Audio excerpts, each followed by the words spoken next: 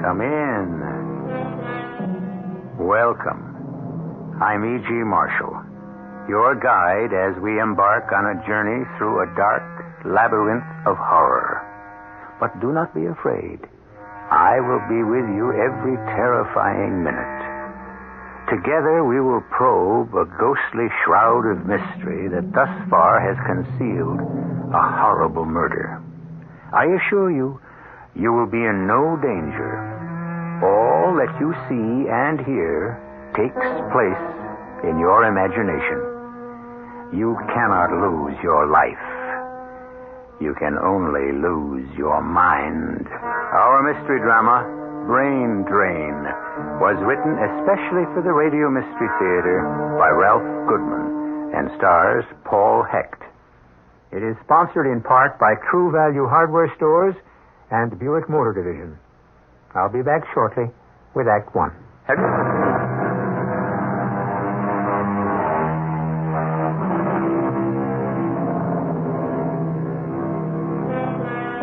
Most tales of terror begin just before a gruesome murder is about to take place. Our story begins after the fact.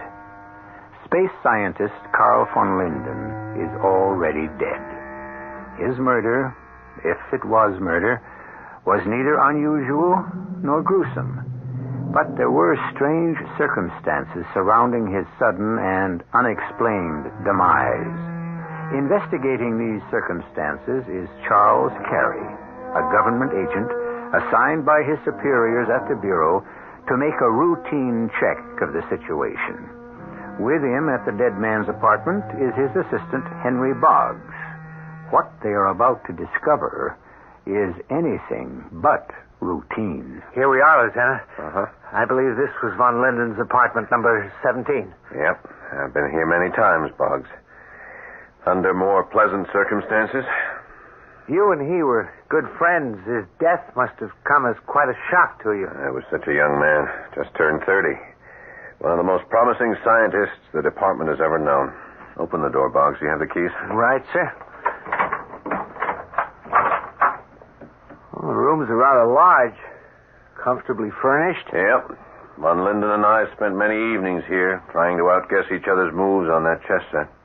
What did he talk about? Oh, everything. Anything.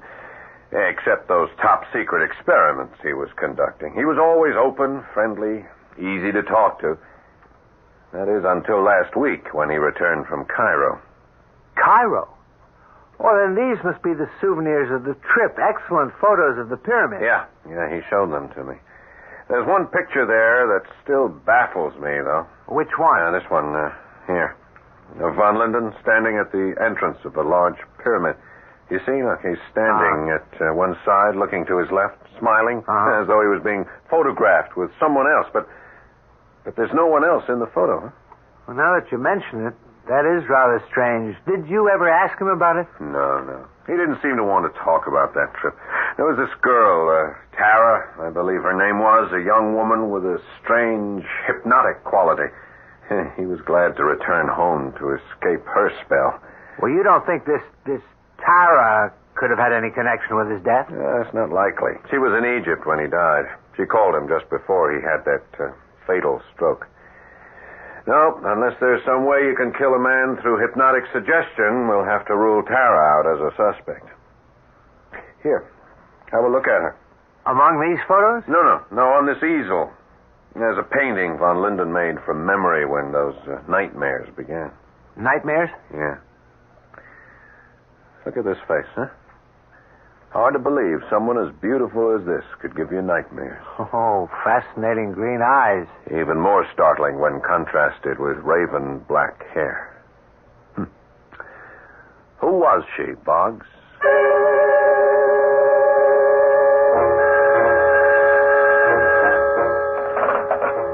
Inspector Warren. The Pentagon call? Yes, I'll take it now. Hello. Yes, General. I know. Carl van Linden was an extremely gifted scientist. No, I'm completely satisfied that the death was the result of perfectly natural causes. Yes, come in. What you've heard, General, are just rumors. Yes, I see. Well, the Bureau will make that decision. Goodbye. Meddling old fool. Oh, I'm sorry, Lieutenant Carey. Oh, that's all right, Inspector. No, I'm sorry, but I'm here to give you as much trouble as the General. Oh, about what? The death of Carl von Linden. Oh, look, Carey, I know von Linden was a close friend of yours. But there's no mystery here. I've been going over your file. You've done an amazing job for the Bureau, and we're grateful. Inspector. I've also noticed you hadn't had a day off since last November. Are you suggesting I take a vacation? Oh, there's nothing unusual here. Many men in their prime overwork, buckle up under accumulated pressure, keel over, quite suddenly, as your friend von Linden did. Inspector, I saw a young man in perfect physical health keel over, as you say, but it wasn't from overwork or accumulated pressure. Harry. I think I understand. Someone somewhere in this Bureau has decided that an investigation might produce results that could be damaging. The decision to close this case was mine alone. Now, why don't you start that vacation I suggested? Well, if you say so, sir. Good. And why not start by coming to my home tonight? I'm giving a small dinner to introduce a young lady I've been seeing. Someone I'm rather serious about. Well, if you don't mind, I'd... Oh, you have a date? Fine, bring her. I'm sure Tara would love to meet her. Tara? Well, you've heard me mention her before. No. I mean, I guess so. There'd be no other reason the name would sound familiar to me. Yes. Well, then you will be there. 8 o'clock? Yes, Inspector. Yeah, I'll be there.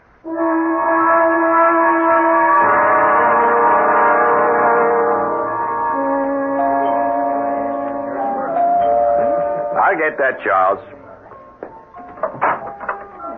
Carey. Inspector. Come in. I'm so glad you could come. Thank you. My guests are out on the patio. Here, let me take your coat. Thanks. I imagine you're anxious to meet Tara, the young woman I told you about. Yeah, very. She's quite a bit younger than I am. I don't know her age, really. Her beauty seems timeless, and I find her fascinating. Well, you've been a bachelor all your life. I'm sure she must be fascinating. You'll find her exactly as I described her to you. Oh, you never did? I beg your pardon? Describe her. But if I may, let me describe her to you. Well, how can you? You've never met her. Well, I'd still like to try. You say she's fascinating. Yes. Therefore, her eyes are probably cat-like in quality. I'd say they were green, emerald green. Well, go on. And since her beauty, as you put it, is timeless, she has the translucent Egyptian skin tone, pale by comparison to most women. Milk white. Her hair. Black. Raven black. Bravo! An amazing deduction. I've been standing here in the shadows, and yet this handsome young man has given an intimate description of me. Tara. Well, do come in, Tara. I'd like you to meet our new Bureau expert on extrasensory perception, James Carey. Oh, fascinated, Mr. Carey. No more than I, Miss... Just Tara. Call me Tara. Everyone does. Everyone? Oh, now, don't be jealous, darling. Carey, isn't he the young agent you were telling me about? The friend of that gifted scientist who had that unfortunate heart attack? Oh, my sympathies, Mr. Carey. It was a great personal loss. I understand. And yet the dead are gone. What purpose would it serve to exhume the body and perform an autopsy? You told her of my request for an autopsy, sir? Well, we were discussing the incident briefly. We have no secrets. Well. If we're going to have silly bureau talk, I'll return to our guests. I was amused, Mr. Carey, when I entered the room, but if you insist on being intense... No, Tara. Control that temper of yours. Don't leave. I was just trying to explain. Yes, stay, Tara, as a favor to me. Oh, Dr. Kadar, forgive the outburst. I did not know you had arrived. I'm sure you did not mean to be impolite. Mr. Carey, Inspector Warren, this is an old and dear friend of mine, Dr. Stefan Kadar. Welcome to my home, Doctor. I don't believe Tara has mentioned you before. I have been away on a journey. To the Middle East, Doctor? Why do you say that? Oh, the souvenir you wear around your neck. The silver pendant engraved with hieroglyphics. That sapphire set in the center is an ancient Egyptian cat's eye, is it not? You are quite observant, Mr. Carey. Well, Mr. Carey here is one of my staff of government investigators. Investigating what, if I may ask? Oh, nothing. At the moment, Doctor. I'm here as a guest, as you are. But I do find that pendant unusual, almost hypnotic. Can't seem to take my eyes off it. Really? He's right. It is fascinating. It is getting rather late. I merely stopped by to extend my best wishes. By the way, Mr. Carey, what time do you have? Huh? Time? Oh, that's 4:15. 4:15? In the evening, sir? Oh. I'm afraid my watch has stopped. Has it? I suggest you check his watch, Inspector. Mr. Carey seems confused. Yes, of course. It has stopped. No, wait a minute. Good Lord, it's starting again. The hands are spinning. 5, 6, 7, 7:30. It's now exactly at the right time to the second. Oh, darling, don't look so amazed. I should have warned you. Dr. Kadar is an unusual man with unusual powers. Yes, I'll bet. Mr. Carey is a source of exceedingly hostile vibrations. It is obvious he has little knowledge of the power of the mind. Oh, you're wrong, Doctor. Just before you arrived, he performed an amazing feat of mental telepathy. He had never met Tara before, and yet without a single clue from me, he was able to describe her exactly. Not nearly as impressive as your magnetic power. Magnetic?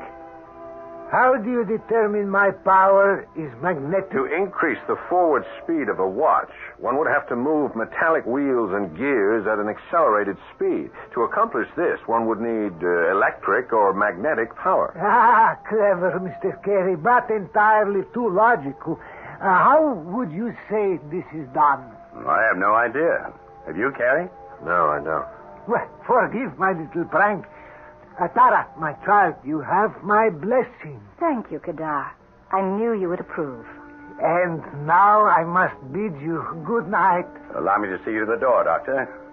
Carey, escort Tara to the patio. I'll join you both there later. Yes, sir. Well, they're gone.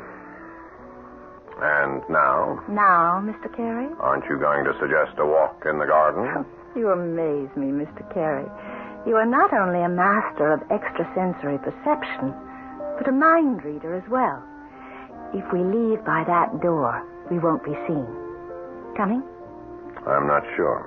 Afraid? Of what I can see, hear, and touch? No. Take my hand. It is real, is it not?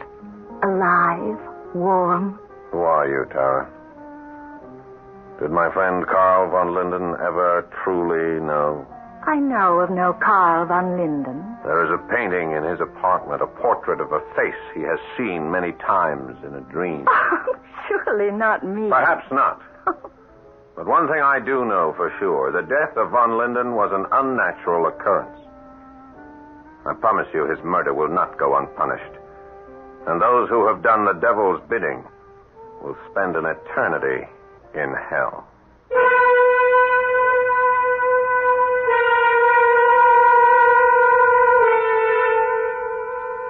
We have a determined investigator in Lieutenant Charles Carey. Tara seems innocent enough, and yet her resemblance to the portrait in von Linden's apartment is too remarkable to be coincidence. Inspector Warren's fascination for the young woman could prove to be a stumbling block, unless Carey can come up with cold, hard evidence linking his suspicions to fact. I'll be back shortly with Act 2.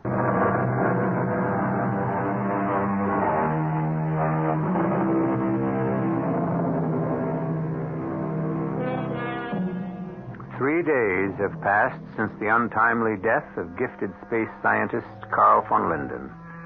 The night Lieutenant Carey met the beautiful, fascinating Tara, he returned home, troubled, unable to sleep. That unforgettable face, the same face that haunted his friend von Linden, now haunts the dark recesses of his mind. Try as he might, He cannot shake off the persistent, ghostly image. Early the next morning, he and his assistant, Boggs, continue their investigation. I'll bet it was quite a shock to find that Tara is now Inspector Warren's playmate. How did she get here so quickly from Egypt? Didn't you say Von Linden spoke to her by telephone that night before he collapsed? Yeah, it could have been a fake call made by someone else or pre-taped by Tara. The possibilities are numerous. Oh? Do they include flying across the ocean at supersonic speeds or, shall we say, on a witch's broom? Not likely. All right, let's start with the file. See what you can dig up on a man named Kadar, Stefan Kadar. Who's he? A man I met at the party. Calls himself Dr. Kadar. Tall, wiry, high cheekbones, white hair. An older man? How old would you say? Sure, he looked ancient. And yet he moved like a young athlete in his early 20s. You think he's mixed up in Von Linden's death? I have a feeling there's a connection. Tara and this Dr. Kadar? Yeah. They seemed strangely close. I got the impression she's afraid of him. I'm going to stop off at Inspector Warren's office, make one last attempt to get his okay for that autopsy. That would help. I'll see what you can find on Kadar. I'll meet you at the inspector's office in 1 hour. Gotcha. Oh, and Carrie. Yeah? From what you've told me, someone out there doesn't want any further digging into this affair, so be careful.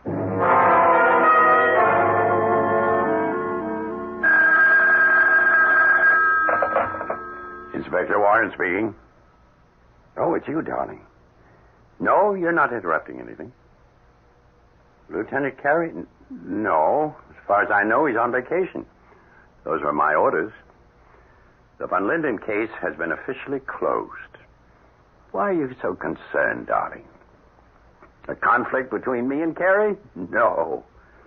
He and I are still good friends. It's just that he has a personal interest in this one. And he can be stubborn. Darling, don't worry. I won't upset myself and I won't overwork. Darling, someone's at the door. Yes. See you tomorrow night. Goodbye. Boggs, what are you doing here? Looking for Lieutenant Carey, sir. Isn't he here? Here? No, he's on vacation. Oh, yes, that. Well, he's still disturbed about the Von Linden matter. He said he'd stop by to see you again about that autopsy. He was headed over here an hour ago. Well, that's strange. You're sure he was coming here, Boggs? Positive. He's anxious to exhume Von Linden's body, have it checked out at the lab. I told him that was out of the question. Well, you know how he is. Yes, I know. That's why I'm concerned about his not arriving here. When did you say you left? Over an hour ago. Well, he may have changed his mind. I made myself very clear. There's to be no further investigation, no exhuming of bodies, no autopsies. The case is closed. Yes, I know, but... I'm busy, Boggs, if you don't mind. Yeah, but I have a feeling something has happened to the lieutenant. Nonsense. He's always punctual. And he distinctly said I was to meet him here in an hour. For what purpose? I don't know. But he was definite about his instructions. And I tell you, he hasn't been here. Now, I don't want any more about Lieutenant Carey or about the death of Von Linden. The investigation is over and the case is closed. The inspector is right, Boggs. Carey. Where have you been, Lieutenant? Walking. Reconsidering. The case.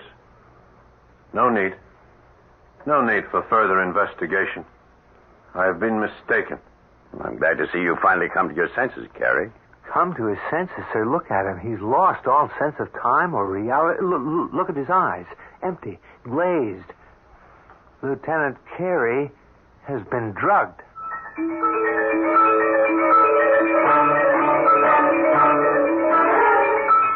How do you feel now, Lieutenant? I'm better. Still a little shaky. The inspector's with the doctor. You had a rough time for a while. Yeah, my head sure feels like it. Can you remember anything?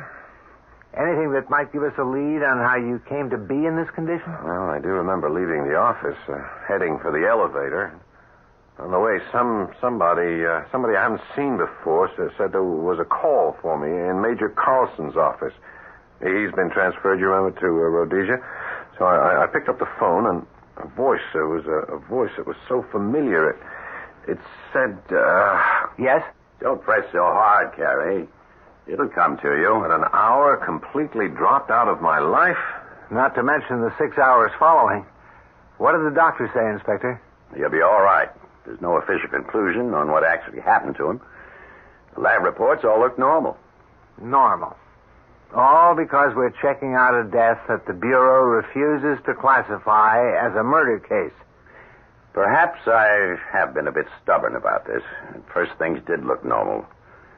But now, I just don't know. You can find out. How? Okay, that autopsy.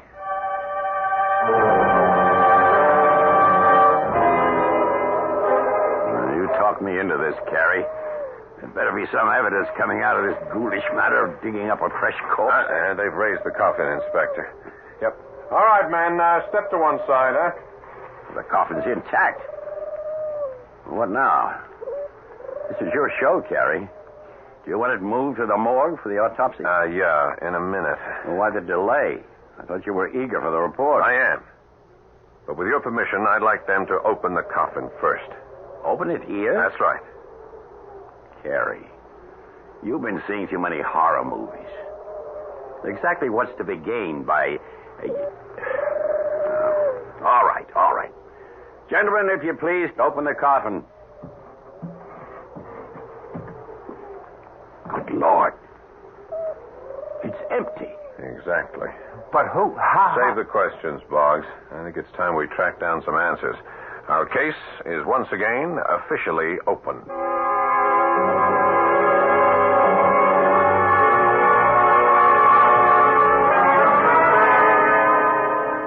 After 2 days of digging into the files, we don't seem to be any further along than we were before. Nothing on Kadar?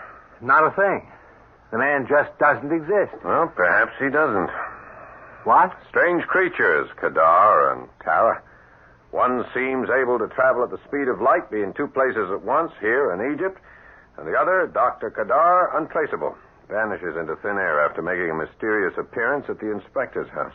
Have you spoken to the inspector about this? Oh, he's so taken with the beautiful Tara, I'm sure he won't listen to reason.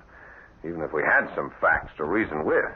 Well, what exactly do we have? Well, Carl von Linden met with foul play, or else his body would not have been removed from that coffin. Jack? And a theory, only a theory, mind you, but the murder of von Linden is part of a pattern.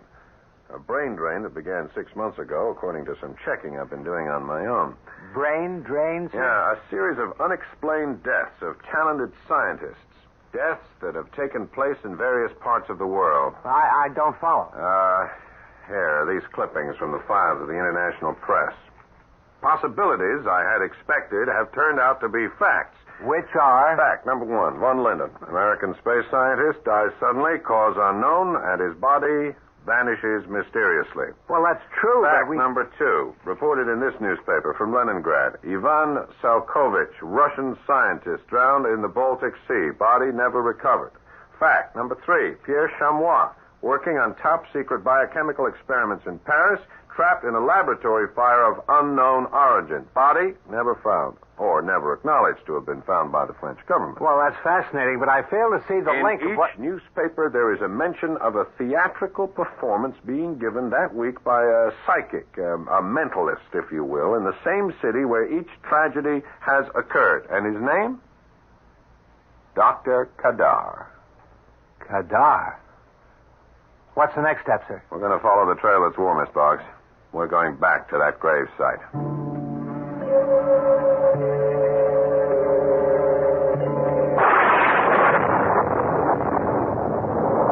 There's the entrance to the graveyard, sir. Yeah. Up ahead. You got your flashlight? Yeah. Storm is brewing. It's getting dark. I have it right here, sir. I'll move on ahead. Just follow me. Right. Can you see all right? Yeah, I'm fine. Fine, Boggs. I wish I could say the same.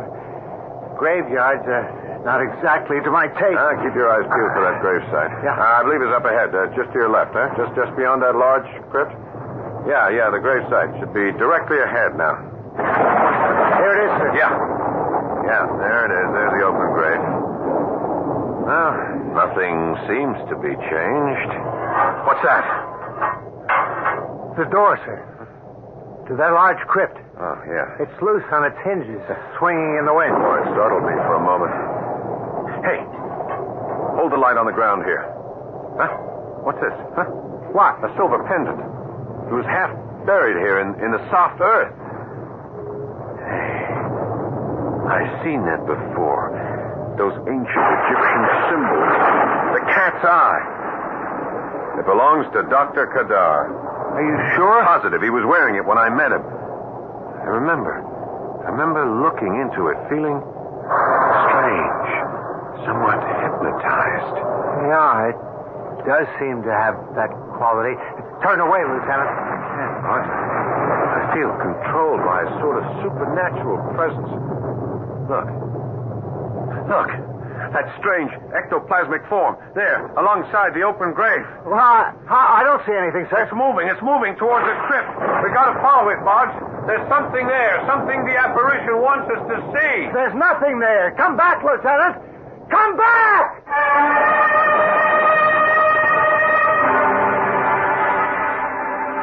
Yes, the mind is a fragile thing. And when it is under pressure, it has been known to conjure up strange, frightening illusions. Did Lieutenant Carey actually see something hovering over the open grave? What strange force has taken control of his will? What lies waiting in that ominous crypt? We'll find out more about this deadly situation when I return shortly with Act 3.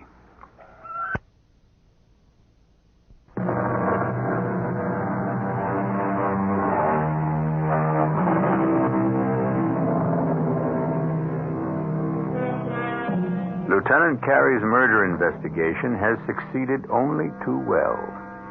It now looks like it may also succeed in adding the names of both Carey and Boggs to the list of unfortunate souls who have suddenly vanished. The sound you hear is a bubbling brown liquid from which emanates a shower of multicolored sparks.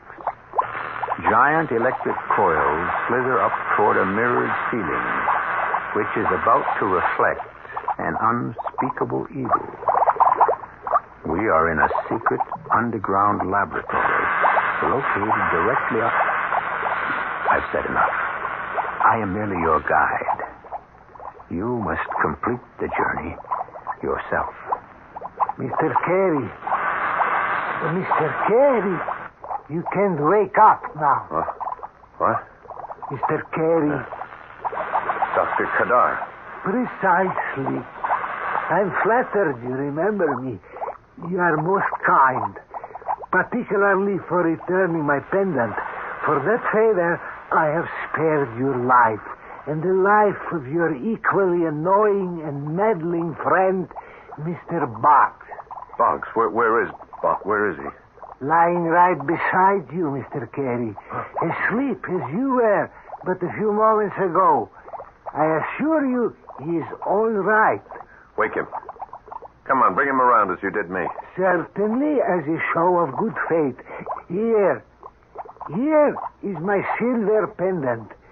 If you will merely press the eye to his forehead... He looks so pale. Boggs, are you all right? Yes, Lieutenant, I think so. Where are we? In an underground lab of some sort. Quite correct. Still in the graveyard, gentlemen, directly under the crypt. You both descended the hidden stairs inside the tomb at my bidding.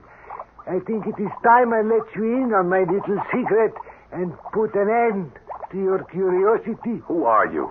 Why have you brought us here? Please, Lieutenant, don't ask any more questions. You smell the air? Acrid fumes.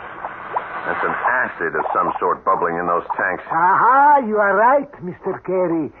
But they are not for you.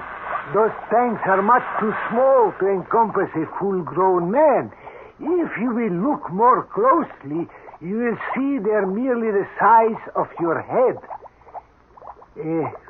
Besides, they are already filled. Filled? With what? That, gentlemen, is my secret. If you will both follow me to this electronic panel, I use it as a control board. Control? To control what? This way, if you please. As a friend of Dr. Karl von Linden, you will be interested in what I have to show you. Von Linden? Yes. And Pierre Chamois. And Professor Salkovich as well. Are you implying that these 3 acid tanks have something to do with the 3 men who have been murdered? Murder? That's strong word, Mr. Carey. I have murdered no one. The men I have made reference to are still alive. Alive? Von Linden, Chamois, and Salkovich alive? In a medical sense, yes. When a man drowns or is horribly burned in a mysterious holocaust or merely collapses from sudden increase in heart rate, he is not necessarily dead. His body may be rigid, completely immobile, as these 3 you see here in this hermetically sealed glass case. Von Linden. And the other 2 must be Chamois and Salkovich. But as long as the brain continues to function, medically, a man is still alive. These 3 gruesome corpses alive? Come, gentlemen, you are looking in the wrong direction. Here are von Linden, Chamois, and Salkovich.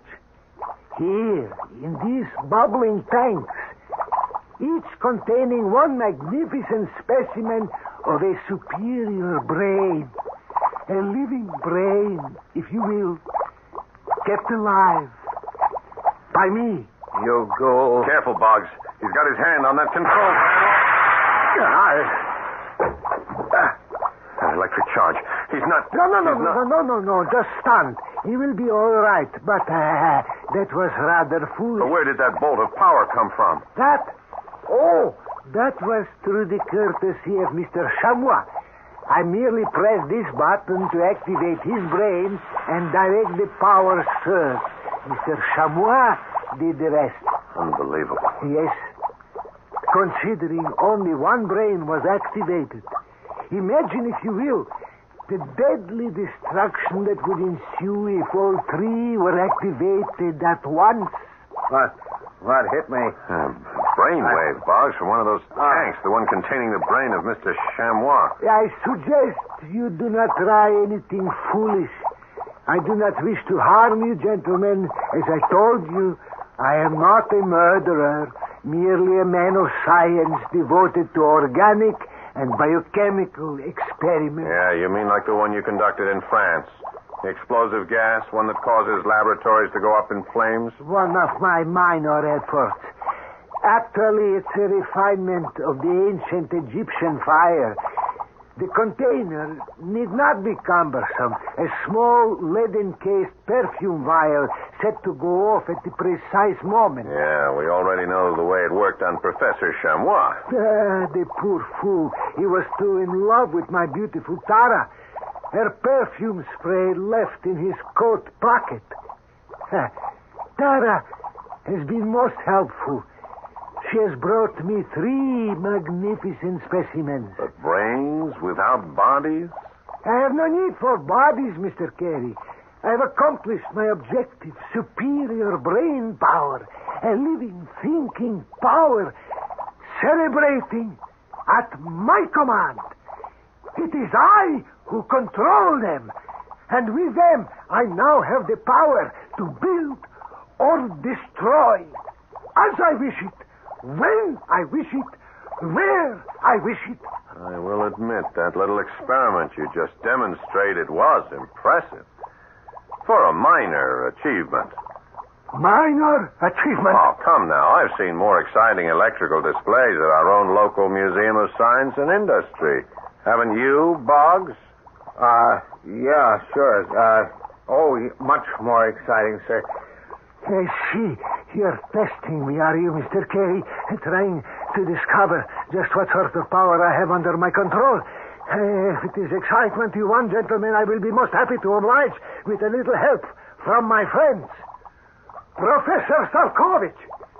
A shower of white-hot sparks, if you please, blocking the door in case our visitors decide to make hasty exit in the middle of the show. Will you look at that? Keep back, Boggs. Now you, Dr. von Linden, a needle-sharp laser beam, blue liquid fire, separating our two guests. Hold them prisoner, each to his own side of the room. Watch it, Boggs. Jeez, that was too close for comfort. And now, once again, I call on you, my good chamois. Repeat your past performance. Strike Mr. Boggs with a kinetic bolt of current. This time, increasing the power to killing equation. No, wait. Stop. You've proven your point. Dr. Kadar, we've seen enough. I hear you, Mr. Carey. And so it seems of Salkovich, Chamois, and von Linden. The electrical display, as you put it, is over. I must admit, that was really something. Thank you. It has not been easy to develop this violence. These men are peaceful by nature. At times they resist and are not easy to control. You mean you shock them? That's how you control them? With embedded heated electrodes. They have no love for me, my three professors, but they obey. And soon I will have more corpses, more brains. And that's where Tara comes in. Yes, most beautiful child. But like most beautiful women, she has an insatiable need for power. Which you provide. But why has she bestowed her gifts on Inspector Warren, huh? Inspector Warren was not chosen for his brain, but for his social contacts in your space program. He has had his uses. At this very moment, Tara is placing a small vial in his coat pocket. The incendiary charge is set to go off at midnight, when she's safely out of range of the deadly Egyptian fire. And the newspapers will report another unfortunate accident. Exactly. It is just past 11:30. You're not thinking of anything heroic right now, are you, Mr. Carey? No, I was thinking about your three captive professors, how they must hate you. Hate me? Yeah, well, they must know what you have done to them, how you torture them, and for what purpose. What if they were to make a concerted effort to fight back? How much damage do you think they could do? Huh? The thought is too fearful to contemplate. But what if they try, Doctor, and succeed in wresting control from you? It's impossible. I am in full control. Well, then there is no harm in my urging them on, is there? Carl, do you hear me? Join forces with your tortured colleagues. Combine your mental powers. Rid yourselves of this madman once and for all. Stop! You are confusing No, that. I don't think so, Doctor. I think they know exactly what they are doing. The beam! The laser beam! No. For Linden! Stop! He's turning that missile beam toward me! Yes, that's it, Carl. One surge of power. Destroy it all, and you're free. The fire! It's blinding! The vials, sir. They're all exploding. Run for it, Boggs. Run for it, or we'll never get out of here alive.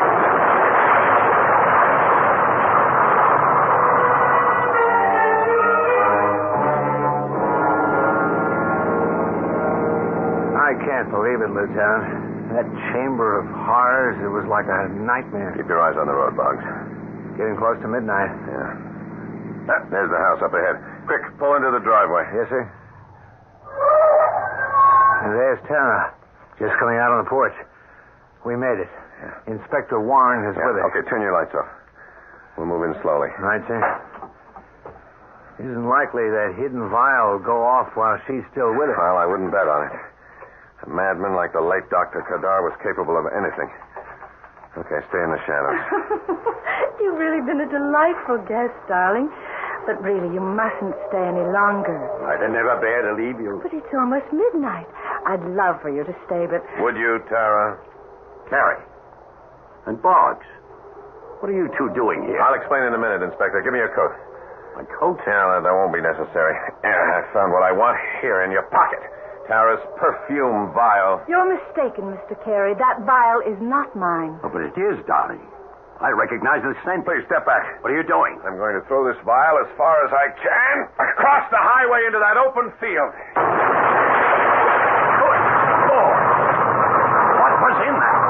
It is the heat. It's suffocating. What chemical could cause that explosion? We'll never know, sir. We'll never know.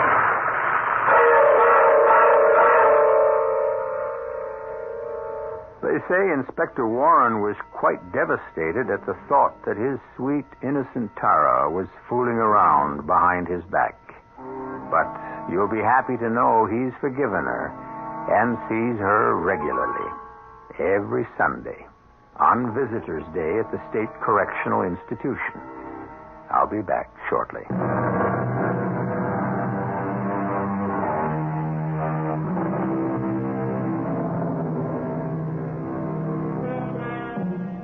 Most crime stories have a message. Ours do not. They are offered as pure entertainment. But for those who insist on a message, we offer you a choice of two. For the good guys, we have a word of caution. When it comes to a romantic liaison with a beautiful woman, look before you leap. It could be a matter of love or death. And to the bad guys, a word of advice from Oscar Wilde, who warns, murder is always a mistake. One should never do anything one cannot discuss after dinner. Our cast included Paul Hecht, Robert Dryden, Stotts Cotsworth, and Carol Teitel. The entire production was under the direction of Hyman Brown. Radio Mystery Theater was sponsored in part by Carrier Air Conditioning. This is E.G. Marshall inviting you to return to our Mystery Theater for another adventure in the macabre. Until next time, pleasant dreams.